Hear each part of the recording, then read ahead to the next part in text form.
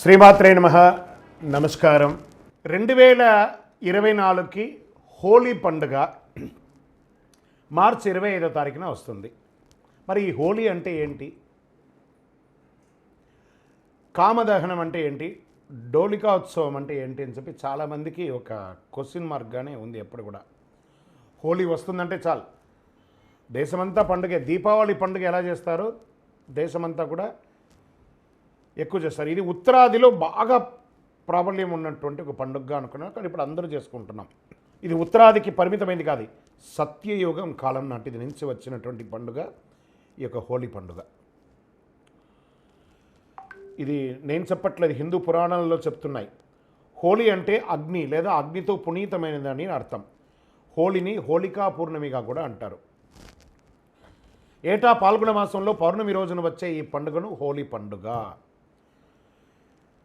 ఈ పండుగ యొక్క పుట్టుపూర్వోత్తరాలు గురించి పురాణాల్లో ఏం చెప్పబడిందంటే,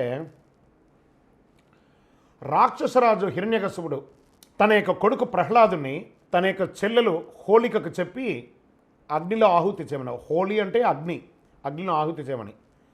ఆ హోళికాదేవి ఏం చేస్తుంది, ఆ ప్రహ్లాదుని తన ఒడిలో కూర్చోబెట్టుకుని అగ్నిలో దిగుతుంది. ఈ యొక్క ప్రహ్లాదుడు సదా శ్రీమన్నారాయణుని యొక్క నామస్మరణతో ఉంటాడు కాబట్టి ఆ నామస్మరణ యొక్క శక్తితో ప్రహ్లాదుడు అగ్ని నుంచి బయటపడతాడు. ఆ హోళికా దహనం అయిపోతుంది అగ్నిలో. అందుకే హోళికా దహనం అంటారు దాన్ని. వంగదేశంలో దీన్ని డోలోత్సవంగా కూడా అంటారు. ఆ రోజు కృష్ణుడు గోపికలతో కలిసి బృందావనంలో పువ్వులతో రంగులతో ఈ ఉత్సవాన్ని జరుపుకుంటారని భావిస్తారు. కాబట్టి ఇలా రంగుల పూలు చల్లుకోవడం ద్వారా ప్రేమ సౌభాగ్యాలు వెల్లవరిస్తాయని నమ్ముతారు. బంధువులందరూ కూడాను ఈ యొక్క చితాభస్మంతో హోల్ చేసుకునేవాళ్ళు. కానీ ఇప్పుడు అది చితాభస్మం పోయి రంగుల పొడిగాను రకరకాల కెమికల్తోనూ అయిపోయింది. ఆ చితాభస్మంతో చల్లుకునేవాళ్ళు. ప్రేమ.